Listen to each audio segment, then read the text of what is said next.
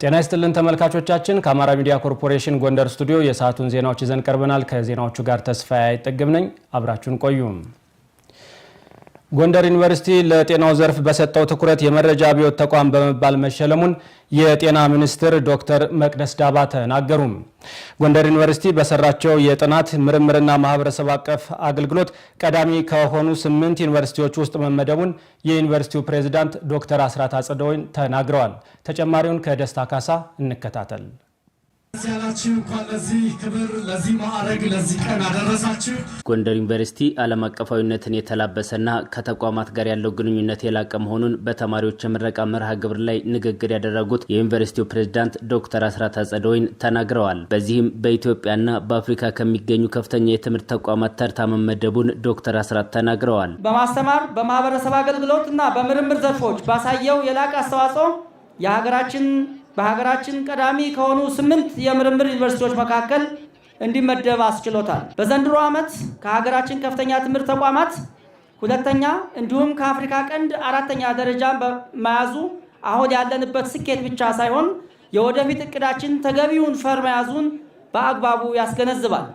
ይህ ስኬት የጋራ ትብብራችን ውጤት በመሆኑ ተቋማችን በመልካም እጆች ላይ እንዳለ ማስተማመኛ ይሰጠናል። ዩኒቨርሲቲው በአገር አቀፍና በዓለም አቀፍ ደረጃ ተወዳዳሪ ለመሆን ማህበረሰብ ተኮር ተግባራት ማከናወኑን የገለጹት ዶክተር አስራት አጽደወይን በስፔሻላይዝድ ሆስፒታሉ የማህበረሰቡን አቅም መሰረት ያደረጉ ነጻ የሕክምና አገልግሎቶችን እንደሚሰጥም አንስተዋል። ዩኒቨርሲቲያችን ሰብአዊ ማህበራዊ ወገንተኝነቱን በተግባር ለማረጋገጥ በርካታ አበይት ተግባራትን እያከናወነ ይገኛል። ለአብነትም በሪፈራል ሆስፒታላችን በየዓመቱ በመቶ ሺዎች ለሚቆጠሩ ህሙማን የሚሰጡ የህክምና አገልግሎቶች የኩላሊት እጥበት፣ የህፃናት ደም ካንሰር፣ የካላዛር፣ በሰሜን ኢትዮጵያ ብቸኛ ሆነው የካንሰር ጨረር ህክምና፣ የፌስቱላና የአይን ቀዶ ህክምናዎች፣ የነፃ የአይን ሞራ ግርዶሽ ቀዶ ህክምና ማድረግ ይገኝበታል። ጎንደር ዩኒቨርሲቲ ለጤናው ዘርፍ በሰጠው ትኩረት በሀገር ደረጃ የመረጃ አብዮት አርአያ ተቋም በመሆን መሸለሙን የጤና ሚኒስትር ዶክተር መቅደስ ዳባ ተናግረዋል። በዚህ ተቋም በተለይ በጤና ዙሪያ ካሉ ስራዎች ውስጥ በትሮፒካል በሽታዎች፣ በአይን ህክምና፣ በካንሰር፣ በቅርብ ጊዜ ደግሞ ለብዙዎች ተደራሽ ከመሆን አንጻር በእናቶች ጤና፣ በህፃናት ጤና፣ በህብረተሰብ ተኮር የጤና ምርምሮች እንዲሁም ደግሞ በሀገር ደረጃ ተጠቃሽ በሆኑ ብዙ ምርምሮች ውስጥ ከፍተኛ የሆነ ስራ ያለው የጎንደር ዩኒቨርሲቲ ስፔሻላይዝድ ሆስፒታል እንዲሁም ደግሞ የመረጃ አብዮት አርአያ ተቋም በመሆን በቅርብ ጊዜ የተሸለመ በመሆኑ ለዩኒቨርሲቲው አባላት በተቋማችሁ እጅግ ኩሩ፣ እጅግ ኮርተነባችኋል። እንኳን ደስ አላችሁ ማለት ፈልጋለሁ። ጎንደር ዩኒቨርሲቲ በጥናትና ምርምር እንዲሁም በማህበረሰብ አቀፍ አገልግሎት ሙያዊ ኃላፊነታቸውን ለተወጡ ምሁራን እውቅናና ሽልማት አበርክቷል። የ12ኛ ክፍል ሀገር አቀፍ ተፈታኝ ተማሪዎች ተረጋግተው እንዲፈተኑ በቂ ዝግጅት ማከናወኑን የጎንደር ከተማ አስተዳደር ትምህርት መምሪያ ገለጸም። በ2018 ዓ.ም በከተማ አስተዳደሩ ከ4700 በላይ ተማሪዎች በዙር እየተፈተኑ መሆናቸውን ትምህርት መምሪያው ገልጿል። ዝርዝሩን አዲስ አለማየሁ ያቀርበዋል። የጎንደር ከተማ አስተዳደር የ12ኛ ክፍል ሀገር አቀፍ የተፈጥሮ ሳይንስ ተፈታኝ ተማሪዎች ፈተናቸውን እየወሰዱ ነው። ተማሪዎች ወደ ፈተና ጣቢያ ከመግባታቸው ቀደም ብሎ የክለሳ፣ የማጠናከሪያ፣ የልምምድና የስነ ልቦና ድጋፍ ትምህርቶች መሰጠቱን የከተማ አስተዳደሩ ትምህርት መምሪያ ገልጿል። ተፈታኝ ተማሪዎች ያለምንም የጸጥታ ችግር ፈተናውን እንዲወስዱ በቂ ዝግጅት መደረጉንም የመምሪያው ኃላፊ ስንታየው ነጋሽ ተናግረዋል። እንደ ከተማ አስተዳደር አቀዳቀደን የተለያዩ ስትራቴጂዎችን ተጠቅመን ስናበቃ ቆይተናል። ሌላው ጉዳይ ተማሪዎች በስነ ልቦናም ዝግጁ እንዲሆኑ የሰራናቸው ስራዎች አሉ ማለት ነው። እንግዲህ ሁለቱም ቀን እንዳየነው ተማሪዎች ያለምንም መረበሽ ፈተናቸውን እየወሰዱ ነው ያሉ። ቴክኖሎጂንም ተለማምደውታል። በስነ ልቦናም ተዘጋጅተዋል። አካዳሚካሊም ደግሞ ጥሩ ዝግጅት አላቸው ብሎ መውሰድ ይቻላል። ፈተናው ከሰኔ 23 እስከ ሐምሌ 16 2018 ዓ.ም በዙር እንደሚሰጥ የነገሩን ኃላፊው በዚህም ከ4700 በላይ በመደበኛ በማታና በርቀት መርሃ ግብር ላይ የሚማሩ ተማሪዎች ፈተናው ይሰጣል ብለዋል። እንግዲህ በዚህ ዓመት 2118 ወንዶችና 2588 በአጠቃላይ 4706 ተማሪዎች በመደበኛ በማታ እና በርቀት ትምህርት የዚህን ዓመት ፈተና ይወስዳሉ ብለን እንጠብቃለን። ፈተናው የሚሰጠው በሁለት ሞዳሊቲ ነው። በኮምፒውተር ቤዝድ በኢንተርኔት የሚፈተኑ አሉ፣ በወረቀት የሚፈተኑ አሉ። ተፈታኝ ተማሪዎች በበኩላቸው ከዚህ ቀደም የተደረገላቸው የትምህርት ድጋፍ ለፈተናቸው እያገዛቸው መሆኑን ነግረውናል። ተመስገን መልኩ ይባላል። ፈተናው በጥሩ ሁኔታ እየተካሄደ ይገኛል። የሳት ፈተና ተፈትነን ወጥተናል። አሁን ጨርሰን ወጥተናል እና ፈተናው አሪፍ ነበር። እጹብ ድንቅ ማንደፍሮ ይባላል። በአብዛኛው በተዘጋጀነው ልክ ነው ያገኘነው።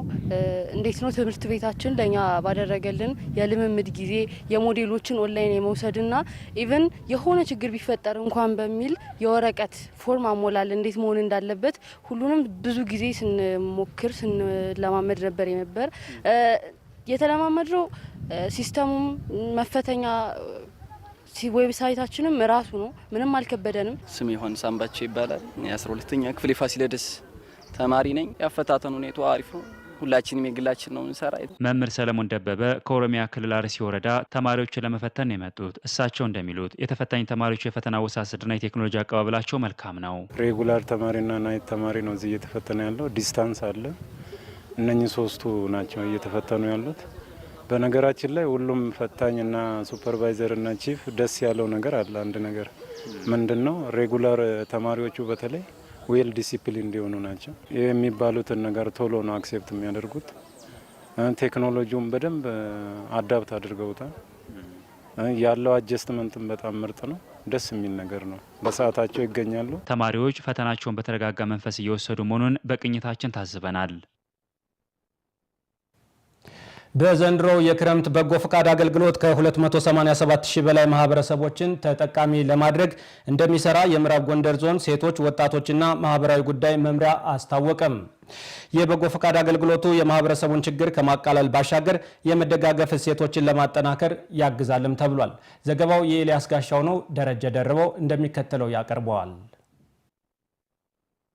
በምዕራብ ጎንደር ዞን በጎነት ለኢትዮጵያ ከፍታ በሚል መሪ ሀሳብ የክረምት በጎ ፈቃድ የማስጀመሪያ መርሃ ግብር በገንዳ ውሃ ከተማ ተካሂዷል። በክረምት በጎ ፈቃድ አገልግሎትም ከ237 ሺህ በላይ የማህበረሰብ ክፍሎች እንደሚሳተፉም በመድረኩ ተገልጿል። የበጎ ፈቃድ አገልግሎት በበጋ ወራትም ጭምር ተጠናክሮ ሲካሄድ እንደነበር ተሳታፊዎቹ አስታውሰው በተያዘው የክረምት ወቅትም የተሻለ ስራ ለመስራት ዝግጁ መሆናቸውን ተናግረዋል። የክረምት በጎ ፈቃድ በክረምት ብቻ የሚሰራ አይደለም። በነገራችን ላይ በጋም ስንሰራው የቆየ ነው ተግባር። ሞር ትኩረት ተሰጥቶ የሚሰሩ በክረምት ጊዜ የሚሰሩ ተግባሮች አሉና እሱ ላይ ትኩረት አድርገን ምን ሰራ ይሆናል። እንግዲህ የክረምት በጎ ፈቃድ በዚህ ዓመትም ከባለፉት ዓመታት በተሻለ መንገድ በርካታ ማህበረሰብ አሳትፈን በርካታ ዜጎችን ጠቅመን በርካታ ዜጎችን ከወደቁበት አንስተን ወደ ተሻለ ኑሮ እናደርሳለን ብለን ነው ገምተን ወደ ወረዳ ብዙ ስራዎችን ለመስራት ተዘጋጅተን። በበጎ ፈቃድ አገልግሎት ከ600 ሚሊዮን ብር በላይ የመንግስት ወጪ ለማዳን እንደሚሰራ የምዕራብ ጎንደር ዞን ሴቶች ወጣቶችና ማህበራዊ ጉዳይ መምሪያ ኃላፊ ትዕግስት ማኘው ተናግረው በዋናነት የአቅመ ደካሞች የመኖሪያ ቤት እድሳት ትኩረት ይሰጠዋል ብለዋል። በዚህ ዓመት 204 አዲስ ቤቶችን እንሰራለን። ከነዚህ ውስጥ 32ቱ በብሎኬት በቋሚ የሚሰሩ ይሆናሉ። ቀሪዎቹ በጭቃ የሚሰሩና በቀበሌ ደረጃ ካስኬት ተደርገው የሚሰሩ ናቸው። 408 አካባቢ ቤቶችን ደግሞ ጥገና እናካሄዳለን። አምና በዞናችን የሰራናቸውን 64 ቤቶችን መልሰን አይተን እድሳት የሚያስፈልጋቸው ከሆነ እናድሳለን። የቀራቸው ቀሪ ስራም ካለ እንሸክፋለን ማለት ነው። የክረምት በጎ ፈቃድ አገልግሎት የማህበረሰቡን ችግር ከማቃለል ባሻገር የመተሳሰብና የመደጋገፍ እሴቶችን ለማጠናከር አይነተኛ ሚና እንዳለው የገለጹት በብልጽግና ፓርቲ የምዕራብ ጎንደር ዞን ቅርንጫፍ ጽህፈት ቤት ኃላፊ አቶ እንዳለው ማሩ ናቸው። የበጎ ፈቃድን ለጥሩ ዓላማ መጠቀም ያስፈልጋል። ጊዜን ከበጎ ተግባር ላይ ማዋል ያስፈልጋል። እያንዳንዱ የምንሰራ ስራ ዜጋን የሚጠቅም በችግር ያሉ ዜጎችን የሚያነሳ በተለይ ደግሞ የዚህ በጎ ፈቃድ አገልግሎት አንዱ ትልቁ እንትኑ ከኢኮኖሚ ባሻገር የህዝብ ለህዝብ ግንኙነትን ያጠናክራል፣ አንድነትን ያጠናክራል። አንዱ ለአንዱ ሲደርስ ህዝባችን ወደ አንድ ይመጣል፣ መንግስትና ህዝብንም ያገናኛልና ይህን ተግባር አጠናክር የሚቀጥል ይሆናል ለማለት ነው። የክረምት በጎ ፈቃድ ስራዎች በተገቢው መንገድ ለመስራት ዝግጅት እየተደረገ መሆኑን የምዕራብ ጎንደር ዞን ዋና አስተዳዳሪ አቶ እያሱ ይላቅ ገልጸው በተለይ በአካባቢው ሰላም እንዲሰፍን ትኩረት ተደርጎ ይሰራል ብለዋል። በዜጎች በጎ ፈቃድ አገልግሎት የምናከናውናቸው በጤና፣ በትምህርት፣ በግብርና ስራዎቻችን ሰላምን ከማስፈን አኳያም እንደዚሁ ዜጎች በሰላም ግንባታ ላይ አዎንታዊ ሚናቸውን እንዲጫወቱ ከማድረግ አኳያ አቅደን እየሰራን ያለ ነው። በዚህ በኩልም ብዙ ስኬታማ ስራዎች ተሰርተዋል። ከመርሃ ግብሩ ጎን ለጎን የደም ልገሳ ተግባር ተከናውኗል። ተመልካቾቻችን ከአማራ ሚዲያ ኮርፖሬሽን ጎንደር ስቱዲዮ ለሰዓቱ ያዘጋጀናቸው ዜናዎች እነዚህን ይመስሉ ነበር። ስለተከታተላችሁ እናመሰግናለን። ከዜናዎቹ ጋር ተስፋዬ አይጠግብ ነበርኩ። ጤና ይስጥልን።